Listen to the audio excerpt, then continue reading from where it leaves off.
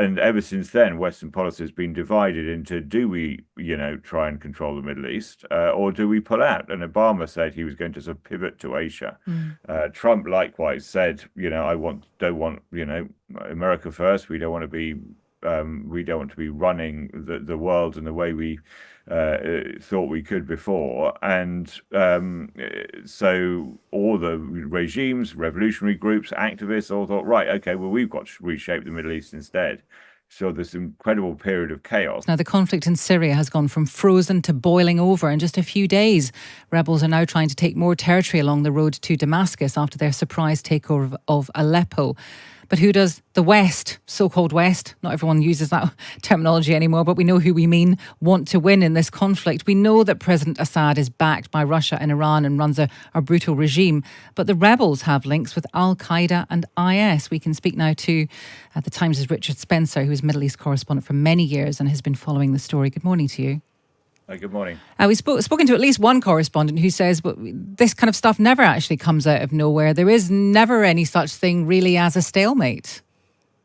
No, I think the point is about the current Middle East is that there is no such thing as a point of stability. There are simply too many unfinished businesses, if you like, in terms of state building, boundaries, borders, and the rest of it. Nobody thought that the outcome of the Syrian civil war, which was to divide the country in four parts and have four completely less than ideal statelets existing alongside each other in the borders of Syria, was going to last for forever. It was only a question of when it would break down, and the extraordinary events in Israel and Gaza and in Lebanon with the war in Hezbollah, the Ukraine war, a new president coming in the States, these big shifts in what goes on in the sort of political surround sound of Syria, if you like, not surprisingly, had a knock-on effect in the country itself. So when we talk about the West, kind of trying to pick, I don't know, the worst of two options, the best of two options, what are the kind of things that they have to take into account when they decide, if they have to decide, who they might back? Well, I think that is the first question: is how much involvement does the West want to have? I mean, that's the to me, by looking at these things over the last 20 years, that's the single biggest question, and it's a very determining factor. 20 years ago, the West seemed to think it wanted to be 25 years ago, perhaps the controlling influence of Union America. And so you saw America and Britain invade Iraq in 2003 because they wanted to reshape the Middle East. They wanted a more peaceful Middle East, a Middle East that was more obedient to UN diktats, and therefore, as America was the only superpower at the time, basically its own diktats. Whether you think that's a good thing or not, that's what they were trying to do. It obviously went badly wrong post Iraq. And ever since then, Western policy has been divided into: do we, try and control the Middle East, or do we pull out? And Obama said he was going to sort of pivot to Asia. Trump likewise said, don't want, America first. We don't want to be running the world in the way we thought we could before. And so all the regimes, revolutionary groups, activists all thought, right, okay, well, we've got to reshape the Middle East instead. So this incredible period of chaos, but with the West still saying, oh, actually, we do have to intervene because we have to protect the Kurds, we have to protect the Christians, we have to stop, ISIS, we have to stop terrorism, we have to stop this, or we have to stop that, we have to support Israel. So we have this constant toing and froing, with the result that, we've ended up in a situation after all these wars where there isn't anybody we really want to support. There's no ideal solution, certainly in Syria, to Western interests. We just have to, try and decide what we want, how closely involved we want, and work out some of the consequences for the poor people on the ground who suffer from this sort of toing and froing. So they have taken pretty much all of the city of Aleppo, which is pretty extraordinary just in itself. If you remember, the battle for Aleppo went on for years and years, and when the Syrian war was at its height from 2012 to the end of 2016, they in 3 days they took all of a city they didn't manage to take in 4 years then, and that the regime took months and months and months to bludgeon into submission with its air force. So that's pretty extraordinary. They moved on last night further south to the next big city down. Down Syria from north to south. Syria is basically, if you have to think of Syria as the eastern half as being basically desert or desertified or arid, and then the western half is where most of the population live in a series of big cities from Aleppo down through Hama, Homs, Damascus and Deraa, sort of north to south. So they've taken Aleppo, and they were on the outskirts of Hama last night. But the regime did manage to get reinforcements north and keep them from entering Hama city proper.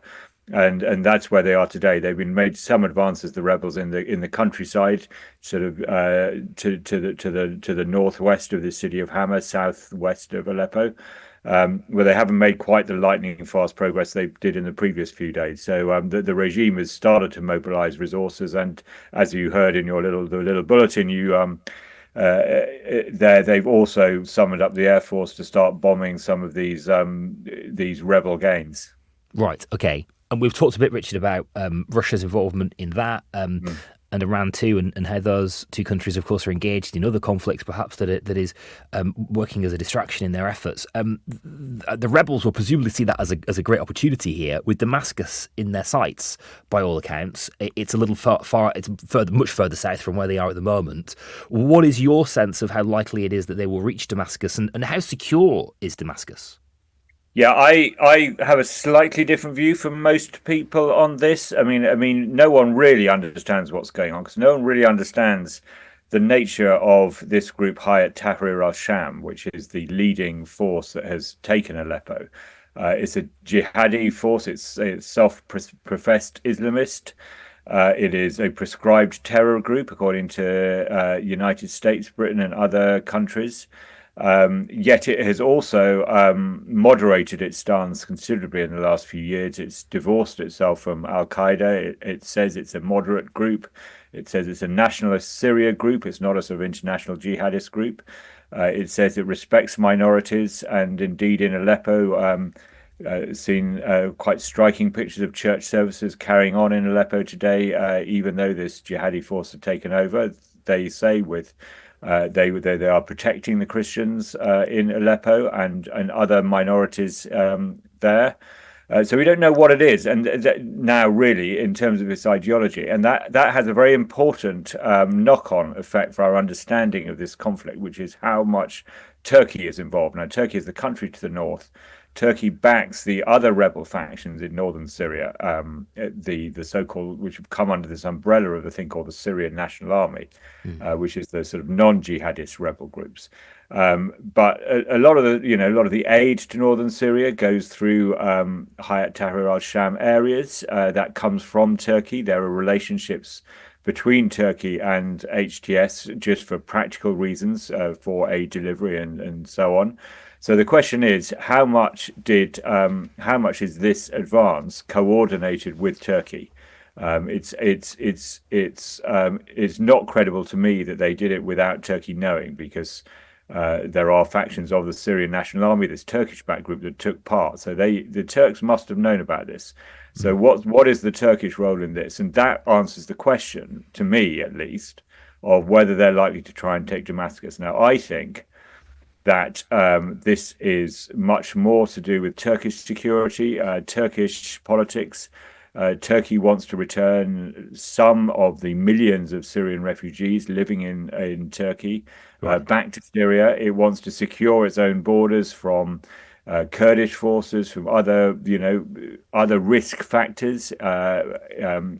And so I don't think it wants to envelop Syria in a sort of free-for-all that would be a jihadist attack on Damascus, which is much better protected. That's Right. my view. Now, obviously, the rebels are saying, let's go and liberate Damascus, but I don't think that's in their sights.